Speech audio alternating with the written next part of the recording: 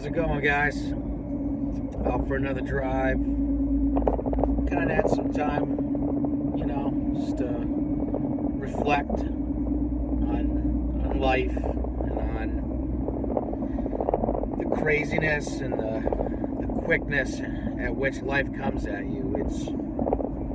It's pretty nuts, It's sun shining today, and I feel good. Everything feels good. Feels like a good day, but there's always that weight, that monkey on your back that seems to want to be a Debbie Downer, wants to bring you down, even when you're at your highest, at your peak for happiness. It's this world, this realm that we live in. Just, man, I know I've said it before, but you just can't escape the hurt and the misery in this world, in this realm.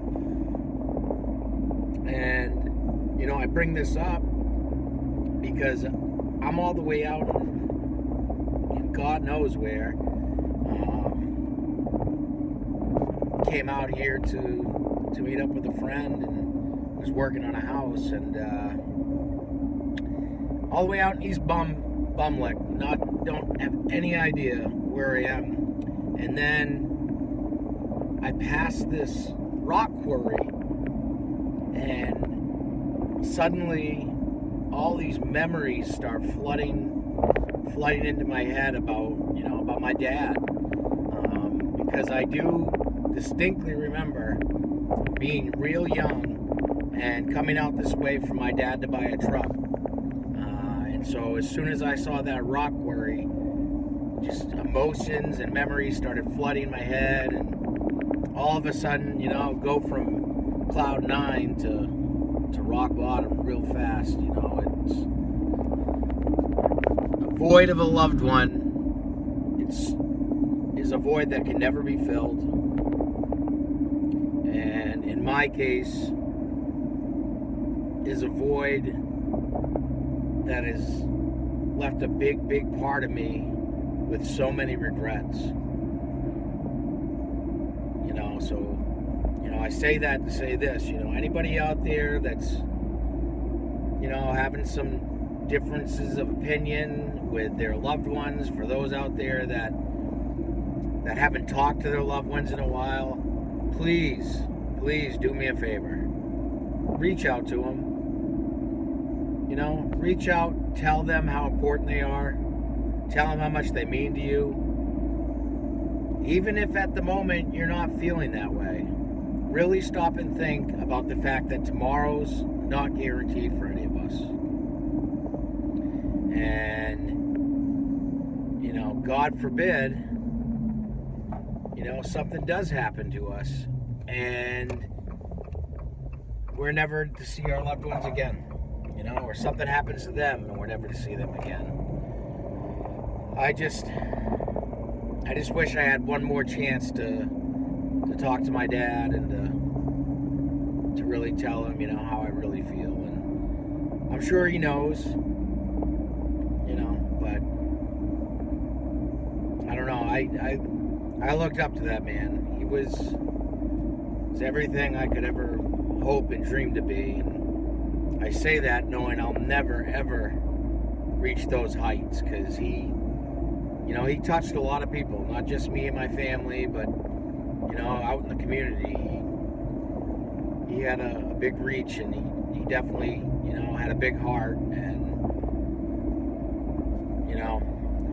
I wish I had another chance to sit down and talk to him and tell him how much he means to me. But, with that being said, I can at least hang my hat on the fact that after losing my dad, and after feeling the way I felt, I made my mind up real fast that I was going to stop letting little things bother me and start trying to enjoy more of life, because it really is so short. We're only here for a very, very short amount of time. And some of us are lucky enough to make an impact while we're here. Whether that's a good impact or a bad impact, I guess That's up to you, but we all can make an impact, each and every one of us. And, part of your impact can just be going out and being positive. Maybe your positivity will lead to somebody who's being negative or somebody that's down. Maybe your positivity will rub off on them. It's just, we got to stop the picking everyone apart and letting differences separate us. Just come together, but yeah. So it's been a little spiel on life and I guess and making sure that, like I said, that we value our time that we're here. So what else? Seems the world's starting to get back in order a little bit, slowly but surely. I think things are starting to fall back in line, seem a little bit more normal. It's been a heck of a ride. It's been a heck of a ride. That's for sure, for so many different reasons. But it seems like things are starting to fall back into place, hopefully. And the golden age, as Trump said, is here. And I myself know that each and every day, as I mentioned, I'm going to make the most of, and that's what I want you all to do. Just, make every day a day for you to do a little bit better than you did the day before. It's really all you can do. So, let's keep this momentum going, and hopefully, get more people coming together, more people, more pride in our country, and just get back to being, what we've always been, strong Americans that fought for the rights and for the free will that we have. So let's never take this free will. Let's never take any of this for granted. Because as we've seen, when COVID hit, the regulations and how quickly that freedom can be taken from you. So, I do think it's worth fighting for, though. I do think that these freedoms that they're trying to strip from us, we can never let that happen. It's what makes America so great, is this freedom that we have. And, the attempts to censor free speech, the attempts to get rid of the Second Amendment. I'm a firm believer in the Second Amendment. I also do see, all the shootings that take place and all the, I definitely see and can understand the argument from the other side. I'm of the belief, though, that, it's not the guns that kill people, it's the people behind it pulling the trigger. So I do believe, if we just put some safety measures into effect, that and we enforce them more, I believe that we can cut back on a lot of these incidents. So I just don't think the right thing to do is to take guns from people, because as we've seen in any state, in any country where guns have been banned, the criminals still find a way to get the weapons. So now all that you have is you're left with law-abiding citizens not being able to protect themselves against the bad guys. So just getting rid of guns, that's definitely not the answer. Like I said, I think tougher regulations and more background checks and more enforcing regulations, I think, can help cut back. But we definitely need to have our Second Amendment, that's for sure. Free speech and all that, we can never let that be taken from us either. But man, when it comes to free speech, or when it comes to, hang on a second, I gotta pay a toll here.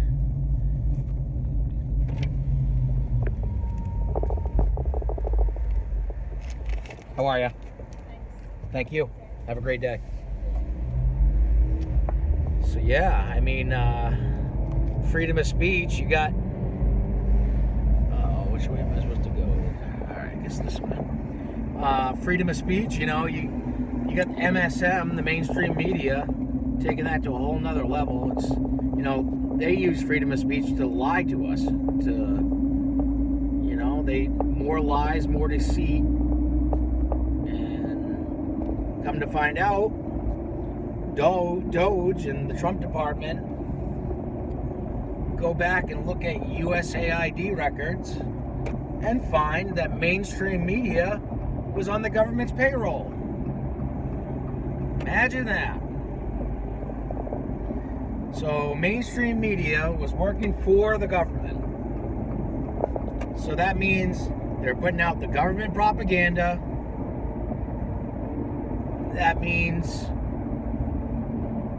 they were lying to us for the government's benefit. It just means that this free will that we do have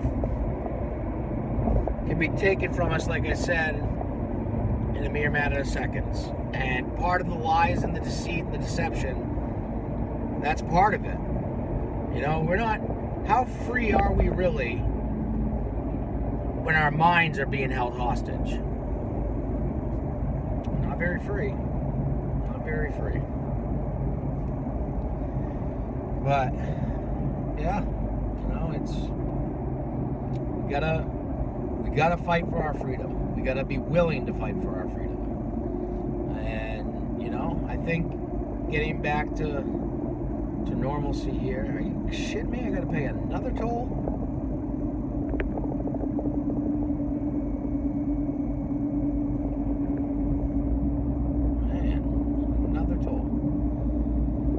Well, yes, we gotta pay to make sure that, you know, these streets are maintained. And we gotta pay. Oh, Jesus. We gotta pay our fair share. You know, it seems like us as citizens, it's all we're ever doing is paying.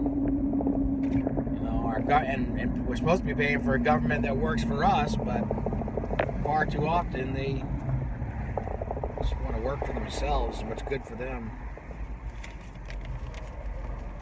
Thank you. Have a good day. Well, she was cute. Little toll keeper. Collecting the tolls. Alright. So, this is, speaking of my dad a little bit earlier, this is necklace that was given to my dad by my grandfather, his father, when he passed away. Got passed down to me from my father.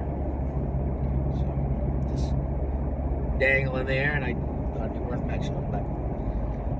But anyway, yeah, I'm kind of liking this podcast thing, this night chats. I don't know how many people out there are really even listening or care to listen, but it's something I enjoy doing. It gives me an outlet, and somewhere to voice my opinion, and somewhere to talk about the things that I'm learning. And the more I learn about consciousness and reality, and I mean, how crazy it is to stop and think that consciousness is an outside factor.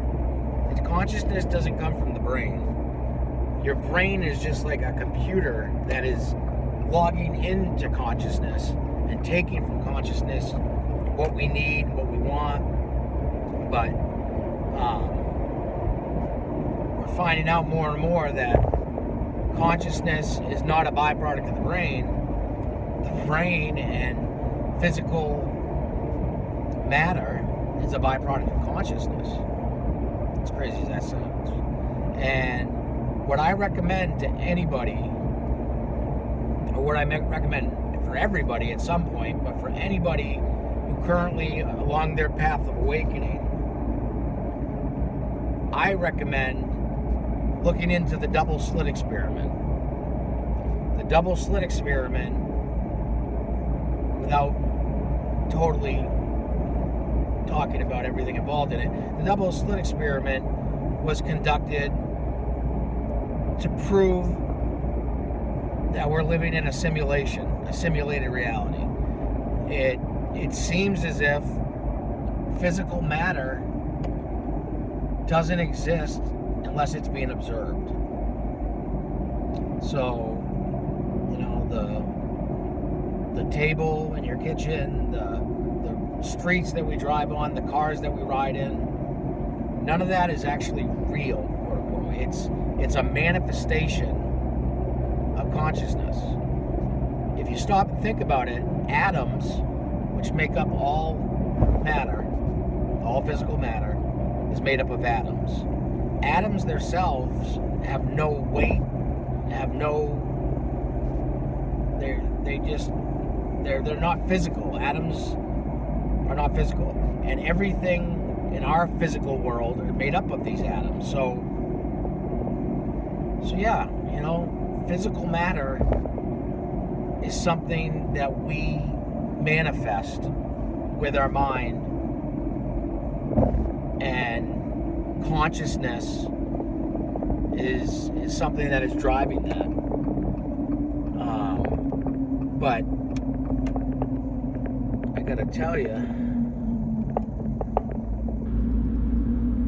the double slit experiment will absolutely blow your mind, because, like I said, you'll start to see that these atoms, they actually break them down, and they show you the way they react when they're being observed and when they're not being observed, and it just goes to prove, once you watch this, and again, it's the double slit experiment. You need to look it up.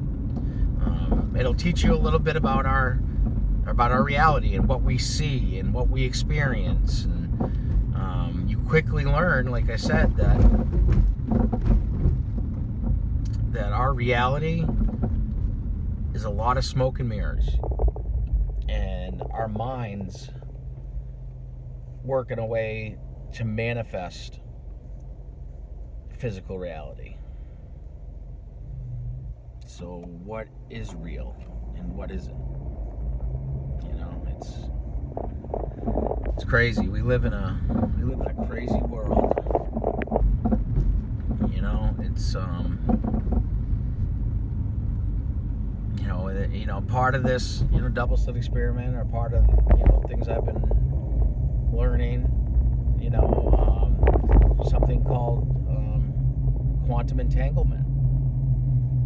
Quantum entanglement, they're finding that if you take an atom and you split it apart, and you take the other one atom, and you put it out in space millions and millions and millions of miles away, whatever you do to the atom that's still left here, it has a causal effect onto the other atom out in space. So it's entanglement. It's called quantum entanglement. So whatever you do here is going to affect the other atom. So they call that quantum entanglement. So we're just learning so much. Again, atoms are what make up physical matter. So if we can split these atoms up, and if we have quantum entanglement, so something that we do here is going to affect something somewhere else. And now you can start talking about things like time travel, sending atoms through some type of machine, and they popping out, somewhere else and manifesting into us, or or sending certain objects through some type of machine, and because again, it's just everything's made up of atoms. So we're starting to learn a lot more sciences when it comes to these atoms and working with them, and it's just crazy. But really, and then when we talk about ghosts and aliens and all these other cryptid creatures, Bigfoot, stuff like that, it makes you really wonder, our world's so crazy, as we're starting to find out. As crazy as it is, would it really blow your mind that some of these things exist when you really stop and think about it? I mean, if we're starting to say that, buildings don't exist unless they're observed, now, I can go a whole lot deeper into that, but that's something I challenge you to do, and that's something I think individually people you are going to need to do. Is when I'm saying this, it sounds crazy, but trees, the road, buildings, cars, everything physical in our world is a manifestation. It's not really there.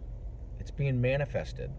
Now, all it takes is, since the beginning of time, one person to notice a tree, and then to realize that a tree creates a forest. Now, that's manifested now. Trees, forests, they've been manifested. Buildings. One person sees a building, they know there's other, so on and so forth. And then they manifest. Now these things become part of our everyday reality. But, again, now things that are solid, if they're all made of atoms and they don't really exist and they're not really there, how come we can feel them? I mean, the fact that we can see them should be obvious, because all sight is photons. Bouncing off, and you've seen light. It's just light, manifestation of light. But as far as touch, and why we're able to physically touch and feel these things, all that is vibration. See, we're made up of atoms, like I said. So if you go to touch something solid, which is also made up of atoms, once you go to make that contact, the reason you can actually feel something is because it's the atoms bouncing off each other. You go to touch steering wheel.